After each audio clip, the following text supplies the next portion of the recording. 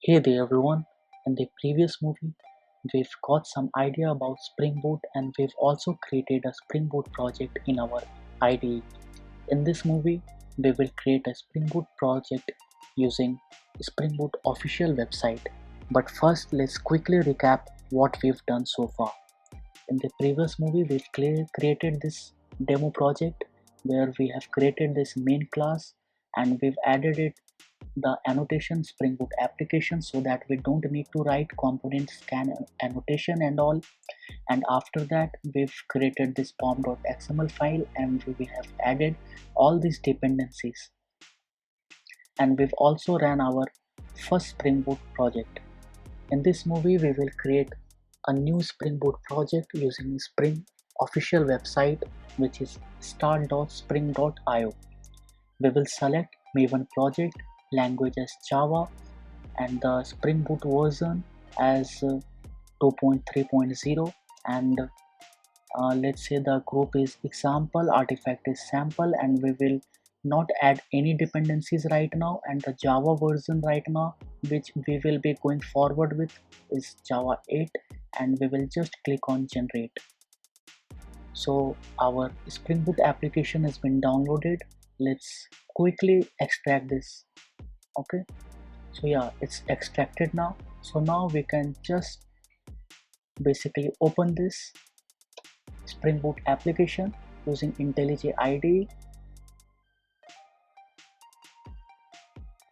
This is in sample, so just click on this and click open, and this is a Maven project. In a new window, let's open it, and it basically first resolves all the dependencies, but it's resolved right now. So here if we see, the structure is basically java com.example.sample, and we've already got one main class which is sample application annotated with Spring Boot application. So if we go to the pom.xml file, there are so many dependencies right now, like JUnit dependencies, test dependencies, plugins and all. So don't get confused with it. Right now we don't need anything, so just remove all of it. We don't want any of these dependencies, just removed every dependencies. Okay, so after that what we will do is we need only one dependency to start with Spring Boot, which is Spring Starter Web dependency. So as we have already added Spring Starter Web dependency, so we can just copy it, Spring Starter Web dependency, and just paste it down. Okay, so let's see what happens now. Okay, so we will just run this Maven command, mbn spring boot run. Let's see what happens. So first it will try to basically download the Maven dependency, but right now what's happening is it basically is giving me this error, this Spring error, like Spring version error. So what I can do right now is, this version of Spring, the parent version which I'm using right now is 2.3.0. so I need to basically change it to like 2.2.6. so we can change it to this one. Now just refresh it and run this command again. So now again we are getting one error, which is basically compilation error for test cases like JUnit, and because we've removed the JUnit dependency, right? So that's why we are getting all this error. So what we can do is, we can right now basically we can just delete this package, test package, because we don't need those packages to start with Spring Boot. So let's see what happens now if we run Spring Boot run command.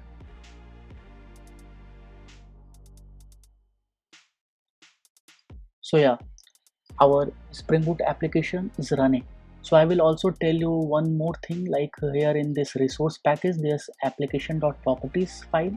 Inside this I can basically write server.port equals to, let's say the port right now is 8081. so whenever I start this Spring Boot application, the port will run on 8081, but right now it's 8080. Okay, so we can customize it by writing our port in application.properties. In case you are wondering why and how I have written like server.port, so you can basically check Spring Boot website like common application properties here. So in this website you can find server.port here. So this website basically tells if you write server.port and if you give this port, the server will start in this port 8080. So all the properties are mentioned in here. I will add this website link in the description below. So let's just quickly start our application again and see if the server starts on port 8081 or not. Okay, so this is our application and I have mentioned the port 8081, right? So let's just quickly start our application again and see what happens.